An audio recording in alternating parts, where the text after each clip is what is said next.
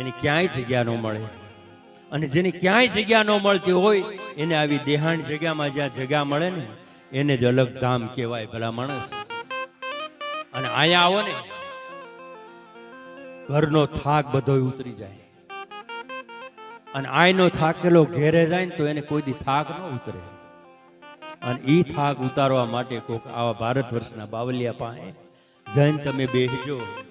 કારણ કે આજના મહાન નેતાઓ કામ નથી કરી શકતા, પૈસાવાળા કામ નથી કરી શકતા ને એ આજ મારા ભારત વર્ષના બાવલિયા કામ કરે છે.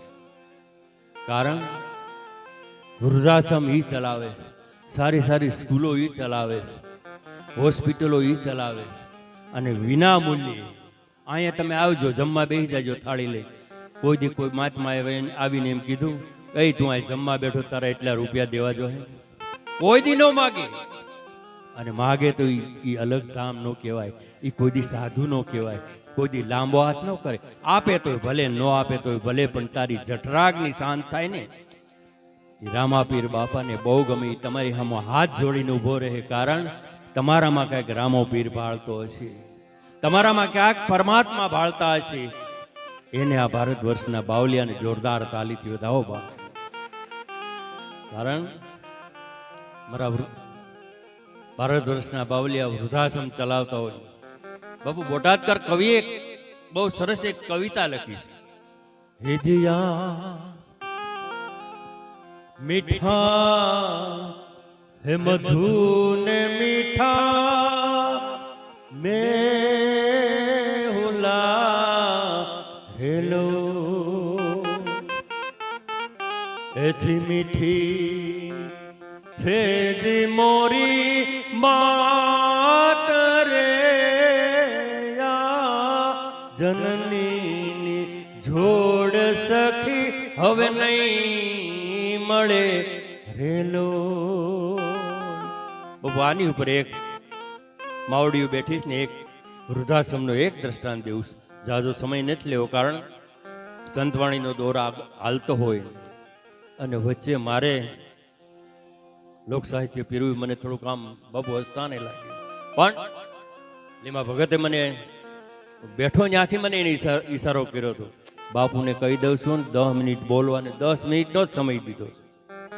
વધારે મોજ આવે તો આપણે વધારે સમય લેવું. પણ બાપુ એક જનેતા પોતાના દીકરાને ઉજેરીને મોટો કરતી હોય, વિધવા જનેતા હોય ને ઘરના આદમીનું હરગાપરનું ગામતરું થયું અને ધીમે ધીમે દીકરાને ઉજેરીને મોટો કરે છે. હાજે કામેથી આવે, દીકરાની માથે હાથ ફેરવે કે બેટા જોજે, આપણે તો ગરીબ માણસ કહેવાય, આપણી પાસે આજીવિકા નથી, પણ બેટા તું મારી અંધની લાકડી છો, ગઢપણની લાકડી છો બેટા. હું પેટે પાટા બાંધી અને તને ભણાવીશ, તું ભણજે બેટા. હારી શિખામણ દે. હાંજે વાળું પાણી કરી અને મા દીકરો બે હુઈ જાય. એ કાગા નિંદરની અંદર હાથીડા ગણતો હોય કે મારા દીકરાને મારે મોટો કરી હારો ભણાવી ગણાવી અને એક ઓફિસર બનાવો છું. પણ બાપુ ગરીબના કિસ્મત ગરીબ હશે. ઓ કવિએ લખ્યું હશે, જનેતા રાહતની ચોકડીઓ ખોદવા જાય, મલકના એઠવાડા ઉટકે અને એમાંથી જે પૈસા આવે એનું પોતાનું ગુજરાન ચલાવે અને એમાંથી પૈસા બચાવી પોતાના દીકરાને ભણાવે. પણ દીકરો દિન ગણનતા માસ ગયા, વર્ષે આતરિયા, સુરત ભૂલી સાહેબા ઓ તો નામે વિસરિયા. એ 22 વર્ષની ઉંમર થઈ ગઈ અને એક ફેરું જનેતાએ ટકોર કરી કે બાપ ભણી ગણી તું બહુ હોશિયાર થયો, કઈક કામ ધંધો ગોત ને બેટા. આ દેહમાં હવે રૂવે રૂવે ગઠપણ લાગી ગયું છે, રાહતની ચોકડીઓ હવે નથી ખોદાતી બાપ. પણ વખતનો માર્યો દીકરો ઓહરીને પાળે બેસી ગયો. માં આજ કામ કરવા માટે મેં ઘણા ફાફા માર્યા, ઘણા ઉદ્યોગપતિને એવું મળ્યો, ઘણા મોટા માણસોને મળ્યો કે મને કોઈ કામ આપો ને. પણ માં મને ક્યાં ખબર છે ગરીબના કિસ્મત ગરીબ હશે. માં કોઈ કામે નથી બોલાવતું, શું કરું હું? કાંઈ વાંધો નહીં બેટા, તારી હિંમત સને ને તું અખંડ રાખજે, પકડી રાખજે. તારી હિંમત તો હારતો નહીં. આ દેહની અંદર જ્યાં લગી પ્રાણ છે ને ત્યાં લગી રાહતની ચોકડીઓ ખોદે, મલકના એઠવાડા ઉટકી અને તારું પેટ ભરે. હું પણ બેટા કાંઈક પ્રયત્ન તું કરજે. અખિલ બ્રહ્માંડના માલિક હામી મીટ માંડી રામા પીર પાસે પ્રાર્થના કરી કે હે રામદેવ પીર, અભાગીગા, હું તમને એટલી વિનંતી કરું છું કે મારા દીકરાને કાંઈક કામ ધંધો તમે આપજો ને. મા દીકરો બે જ ઘરમાં છે, પણ મુંબઈની અંદર એક ધનાઢ એક શેઠ રહે, શેર માટીની ખોટ. ઘરનું માણા બહુ સમજેલું. એને એમ કીધું કે દેહમાં જાઓ ને, કદાચ કોક વિશ્વાસુ માણસ મળી જાય તો એને નોકરીમાં અહીંયા લઈ આવો ને. અરે ગાંડી, કોક વિશ્વાસુ જો માણસ આપણને મળતો તો કુદરત આપણને શેર માટી નો આપત. પણ એવું નથી. રામાપીર બાપા ઉપર ભરોસો રાખો ને, કોક એવો વિશ્વાસુ માણસ મળી જાય. કારણ આપણે તો હવે રૂવે રૂવે ઘડપણ લાગી ગયું છે. ધીમે ધીમે ધીમે ધીમે ઘૂંટડો ગળા હેઠો ઉતાર્યો અને આદમીને તૈયાર કર્યો. કાંઈ વાંધો નહીં, આ સવારના પોરમાં જાઉં, દેહમાં જાઉં. ટ્રેનની ટિકિટ લીધી, દેહમાં આવી, પોતાના ગામ આવ્યો. સરપંચને મળ્યો મૂકીને. આજ ગામનો હું વતની છું, લીંબાભાઈ. અને એને પોતાનું વર્ણન કરી દીધું. આ ગામનો હું વતની છું. મુંબઈમાં મારે ફેક્ટરી આલે છે, 4-5 ફ્લેટ છે, પણ કુદરતને નહીં મંજૂર હોય, શેર માટીની ખોટ છે. બાપ, એક વિશ્વાસુ માણસ જો મને તમે આપી દો ને તો તમામ મિલકત છે એને મારે એને માલિક બનાવી દેવો છે. પણ માણસ દેજો, વિશ્વાસુ માણસ હોય ને. બાપુ, અત્યારે ટ્રાફિક બહુ છે, પબ્લિક બહુ છે, માણસ નથી. અને માણસને જેથી માણસ થાય એમ કેવું પડે ને, તેથી આત્માને દુઃખ બહુ લાગે. પણ સરપંચને બહુ ધીમે ધીમે વાત કરી, સમજાવી, ગળા હેઠું ઉતારી દીધું. અને એ વખતે સરપંચે બહુ લાંબી લાંબી મીટ માંડીને તે ગામના પરવાળે આ મા દીકરો બે રહેતા હતા. એ દીકરા હમી નજર ગઈ. શેઠને કીધું કે હાલો ને બાપ, મારા ગામમાં એક પરવાળે મા દીકરો બે રહે છે, ગરીબ માણસ છે, બહુ ગરીબાઈ છે, ગરીબાઈથી જીવે છે, પણ ખાનદાની તો એની પાસે છે. તો શેઠ અને મુખી બે હાલતા થયા. ધીમે ધીમે ગામને પાદર આવી. જે મા દીકરો બે રહેતા હતા ને ત્યાં જઈને ડેલી ખખડાવી, ડેલી ઉગાડી. માઈ, હા બાપ, બોલો બોલો, કેમ અત્યારે આવવા પડ્યો?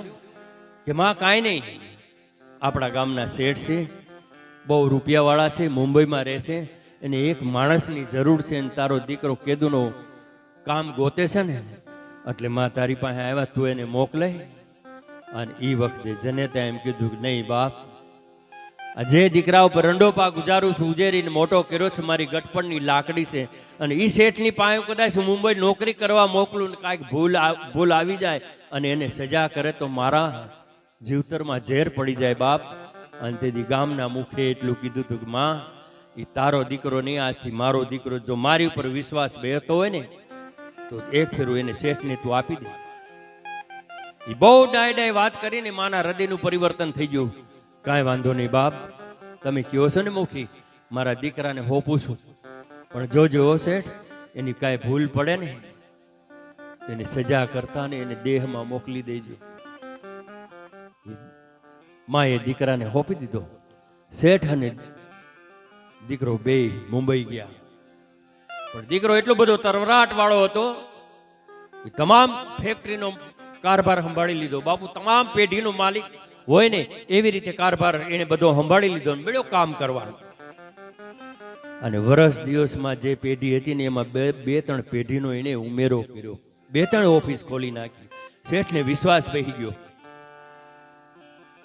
રાત્રિના 10 વાગ્યાનો સુમાર હતો ને બે વાળું કરવા બેઠા, હિસાબ કિતાબ કરી. શેઠાણીને બોલાવીને કીધું કે આપણા દીકરા જેવો જ છે, આની ઉપર તમામ જાતની પરીક્ષા લઈ લીધી છે, આ વિશ્વાસ તોડે એવો નથી, આને ચાવી આપી દો. બધી કબાટની તેજુરીની તમામ ચાવી આપી દીધી. અને તેથી શેઠની શેઠાણી એટલું કીધું તું, જોજે બેટા, તારી ઉપર વિશ્વાસ મૂક્યો છો ને, વિશ્વાસઘાત તું કરતો નહીં. અમારું કોઈ નથી, આ તમામ જાયદાદનો માલિક તને બનાવી દેવાનો છે. અને તેથી દીકરાની આંખમાં જળજળી આવી ગયા. રામાપીરના નેજાહામાં હાથ જોડીને કીધું હતું કે એ નોધારાના આધાર, દુખિયાના બેલી બાપ, મારી તું પત રાખજે. આજ મારી ઉપર વિશ્વાસ રાખ્યો છે ને એમ તારી ઉપર વિશ્વાસ રાખીને આ તમામ કારભારની ચાવી હું સંભાળું છું બાપ, તું મારી આબરૂ રાખજે.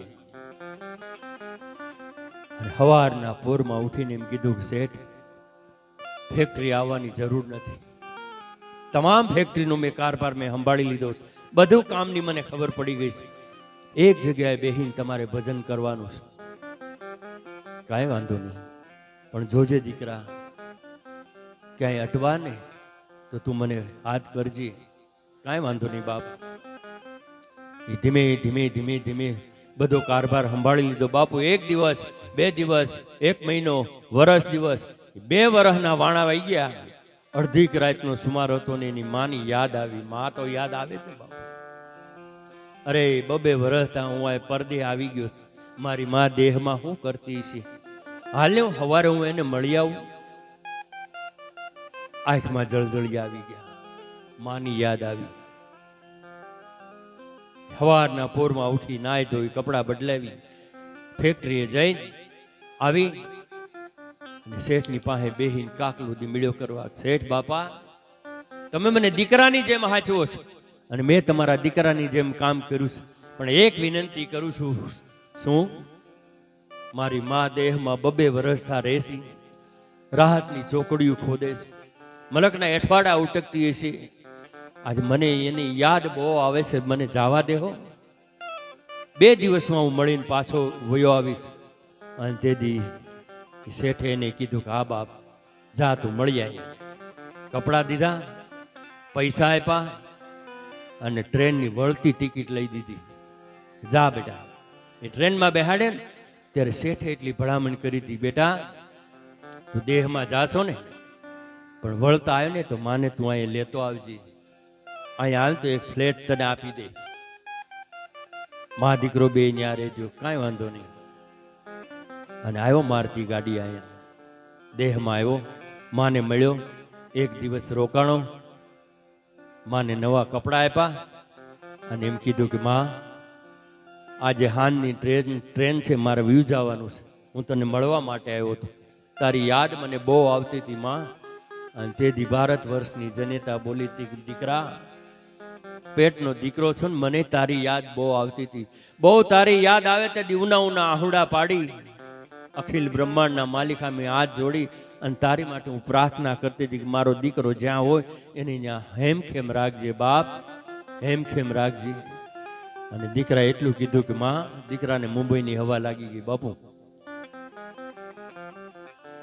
કે માં, હું ત્યાંથી નીકળ્યો ને ત્યારે મારા શેઠે મને ભલામણ કરીશ કે માં જો મુંબઈ આવે ને તો તું એને લેતો આવજે ને. તો માં તું મારી ભેગી મુંબઈ હાલ ને, તને એક ફ્લેટ આપી દે, ફ્લેટમાં મા દીકરો 2 રહેવું, જ્યાં લગી મોજ આવશે ત્યાં લગી આપણે રોકવું, પછી પાછા દેહમાં વહી આવશું. અને તેથી ભારત વર્ષની જનતા બોલી હતી કે નહીં બાપ, અમને મુંબઈમાં ન ફાવે, અમને સિટીમાં ન ફાવે. કેમ? મુંબઈમાં બહુ પ્રદૂષણ હોય, બહુ માણા હોય, બહુ ટ્રાફિક હોય, અમને બીક લાગે. બહુ કાકલુદી કરીને પણ દીકરાને શેરની હવા લાગી ગઈ હતી. અને તે દિવસે દીકરા એમ કીધું હતું કે માં, તારે મુંબઈ ન આવવું હોય તો કાંઈ નહીં, હાલની બાજુના ગામમાં વૃદ્ધાશ્રમ હાલે છે, વૃદ્ધાશ્રમની અંદર તને મૂકી જાઓ. અને વૃદ્ધાશ્રમનું નામ લીધું ને તેથી જનેતા બેકળીને ઊભી થઈ, નહીં બેટા, મારે વૃદ્ધાશ્રમમાં નથી જવું, જ્યાં લગી મારા કર હાલતા છે ત્યાં લગી રાહતની ચોકડીઓ ખોદે, મલકના એઠવાડા ઉટકી અને મારું ગુજરાન ચલાવે. જે દિવસે મારા કર રહી જાય ને બાપ, તેથી તને જાણ નહીં કરું, મારું પેટ ફોડી નાખે, પણ મારે વૃદ્ધાશ્રમમાં નથી જવું. તેથી દીકરાની આંખમાં જળજળી આવી ગયા. અરે માં, હું તને રોજ ક્યાં રહેવાનું કહું છું, હું પાછો દેહમાં વહી આવું, તેથી આપણે ઘેરે આપણે રહેવું, આપણે નવા મકાન બનાવી નાખશું, પણ તારે એકલા અહીંયા રહેવું ને, એની કરતા ત્યાં તારી જેવી ઘણી વૃદ્ધ માવું હોય છે, તારે એની ભેગો સત્સંગ થાય. બહુ કાકલુદી કરીને દીકરાની આંખમાં જળજળિયા ભાઈ આવી ગયા. તેથી જનેતા હૃદયનું પરિવર્તન થઈ ગયું. મારો દીકરો મુંબઈ જાય છે, મારી આંખમાં આહુડા પાડે, એને મજા નહીં આવે. હાલ બેટા મને વૃદ્ધાશ્રમની અંદર મૂકી જા. ટૂંકમાં વાત કરું બાપુ, મા દીકરો બે વૃદ્ધાશ્રમની અંદર ગયા, વૃદ્ધાશ્રમના મેનેજરને મળ્યા, ફી ભરી દીધી અને માથે 5000 રૂપિયાનો ડટો કાઢીને દીધો કે મારી માને ઊની આંચ ન આવી જોઈએ. જ્યારે કોઈ પણ વસ્તુની જરૂર પડે આ એક્સ્ટ્રા 5000 રૂપિયા દઉં છું, તું મારી માને હાચવજે બાપ. અને હાલતા હાલતા ફોન નંબર આપ્યો એને, પોતાનું એડ્રેસ દીધું, વૃદ્ધાશ્રમના મેનેજરને કીધું મારી માને હાચવજે, જે દી કાંઈ જરૂર પડે ને મને ફોન કરજે. મારતી ગાડીએ દીકરો મુંબઈ વહી ગયો. અહીંયા જનેતા વૃદ્ધાશ્રમની અંદર રહે છે, હરિભક્તનું યારે કીર્તન કરે છે, ધૂન બોલે છે, થાય કામ કરે છે. પણ ધીમે ધીમે સમય જાતો ગયો. જનેતાને મરણનો રોગ લાગુ પડ્યો. મરણ પથારીએ જનેતા હોતી બાપુ. એ વાતને દીકરો મુંબઈ ગયો ને 2-3 વર્ષના વાણા વાઈ ગયા છે. આ જમને જીવને બેને વાદ હાલતો હતો. વૃદ્ધાશ્રમના મેનેજરે આવીને કીધું કે માં, હા બાપ, જમને જીવને બેને વાદ હાલે છે, તારી છેલ્લી ઈચ્છા ખરી કાંઈ? મરણ પથારીએ હુતેલી જનેતા એટલું બોલી હતી કે હા બાપ, છેલ્લી મારી ઈચ્છા એટલી છે કે મારો દીકરો મુંબઈ જેવા શહેરમાં રહે, મારા ઓશિકાનો ફોન નંબર છે, એક ફેરું તું એને બોલાવી દે ને, પછી આ જીવને સદગત થાય તો મને વાંધો નથી, હરગાપુરનું ગામતરું થાય તો મને વાંધો નથી. અને વૃદ્ધાશ્રમના મેનેજરે તેદી નંબર લીધો એનો. બાબુ અડધી રાતનો સુમાર હતો અને ફોન કર્યો. કોણ? વૃદ્ધાશ્રમનો મેનેજર બોલું છું. બોલો બોલો સાહેબ. અડધી રાતે ફોન કરવાનું કારણ? તારી માં મરણ પથારીએ છે, બહુ બીમાર છે, જમને જીવને બેને વાદ હાલે છે, પણ દીકરા તારું મોઢું જોવા માટે એને વેન લીધું, તું એક ફેરું તું આવી જા. રાતે શેઠને જગાડ્યા. મારી માની તબિયત બહુ ખરાબ છે, મને એક ફેરું જવા દો ને મારી માને મળવા. 2 દિવસમાં હું પાછો આવી. અને તે દિવસે શેઠે એને એની 4-વ્હીલની ચાવી આપી દીધી. જા બેટા, તારી માને મળી આવી અને હારી હોસ્પિટલમાં લઈ જાજે અને દવા દારૂ કરી હાજી થઈ જાય તો એને અહીં તું લેતો આવજે. મારતી ગાડીએ દીકરો આવ્યો વૃદ્ધાશ્રમની અંદર. વૃદ્ધાશ્રમના મેનેજરને મળ્યો કે મારી જનેતા ક્યાં? જે ઓરડાની અંદર જનેતા હોતી હતી ત્યાં ગયો અને જનેતાને માથે ચાદર ઓઢીને હોતી હતી. વૃદ્ધાશ્રમના મેનેજરે કીધું કે આ તારી જનેતા અહીંયા હોતી, જમને જીવને બેને વાદ હાલે છે. આમ ચાદર ખેંચીને કીધું કે માં કીધું ને મરણ પથારીએ હુતેલી જનેતા હળવે દઈને આંખ ઉગાડીને કીધું કે આવી ગયો મારા બાપ. અવાજ છે ને, મરણ પથારીએ માં હોય ને તો પોતાના દીકરાનો અવાજ ઓળખી જાય. આવી ગયો બાપ? હા માં, આટલી બધી બીમાર પડી ગઈ માં, તારે મને પેલા ફોન નહોતો કરાતો? હાલ હજી મોડું નથી, હાલ આપણે દવાખાને જાય. તેથી જનેતા એટલું કીધું હતું કે નહીં બાપ, હવે દવાખાને નથી જવું, જમને જીવને બેને વાદ હાલે છે. પણ બેટા તારામાં જીવ મારો પરોવાયેલો હતો, તને મળવા માટે આ જીવને મેં રોકી રાખ્યો છે. બેટા તું હારું થયું તું આવી ગયો. હવે કદાચ મારા જીવને સદગત થાય તો મને વાંધો નથી, હરગાપરનું ગામતરું થાય તો મને વાંધો નથી. અને તેથી દીકરા એટલું કીધું હતું કે માં, તો તારી છેલ્લી ઈચ્છા ખરી કાંઈ? હા દીકરા, છેલ્લી ઈચ્છા મારી છે, આ રૂમની અંદર તું એક પંખો લગાડી દે. એ પંખાની વાત કરી તેથી દીકરો ઉભો થઈ ગયો હતો કે માં એક પંખો નહીં, તું કહેતો આખા વૃદ્ધાશ્રમની અંદર એસી લગાડી દઉં, આખા વૃદ્ધાશ્રમની અંદર હું પંખા લગાડી દઉં, પણ માં જમને જીવને બેને વાદ હાલે છે, આ પંખાની હવા તારે ક્યાં ખાવી છે હવે? અને એ વખતે જનેતાએ કીધું હતું કે બેટા મારી માટે નથી કહેતી, કારણ કે તને આ શેરની હવા લાગુ પડી ગઈ છે. તારા લગ્ન થાહે, તારી ત્યાં દીકરા દીકરીઓ થાહે, ઈ તારા દીકરા જેદી જુવાન થાહે અને તને જેદી વૃદ્ધાશ્રમની અંદર મૂકવા આવશે ને તેદી આ રૂમ તારા ભાગમાં આવશે. અને તે દિવસે ચૈત્ર વૈશાખના તડકા હશે ને, એ ગરમીમાં તું નહીં રહે, એટલે તારા માટે હું વ્યવસ્થા કરતી જાઉં છું. બેટા આ રૂમની અંદર તું પંખા લગાડી દેજે. આને જનેતા કહેવાય. એટલે અમારો બોટાદકર કવિ લખતો હોય, હિજિયા મીઠા હે મધુ ને મીઠા મેહુલા